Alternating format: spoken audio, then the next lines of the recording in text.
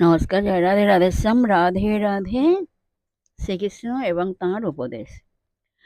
দেবতারা কিংবা মহর্ষিরা, শ্রীকৃষ্ণ বলছেন, দেবতারা কিংবা মহর্ষিরা কেউই আমার জন্ম কথা জানেন না। তার কারণ হচ্ছে এই যে আমি হচ্ছি সকল দেবতা ও মহর্ষিদের আদি কারণ, যিনি আমাকে আদিহীন, জন্মহীন ও বিশ্বজগতে পরম ঈশ্বর বলে জানেন। মনুষ্য জাতির মধ্যে তিনি মোহ ও যাবতীয় পাপ হতে মুক্ত হয়ে থাকেন।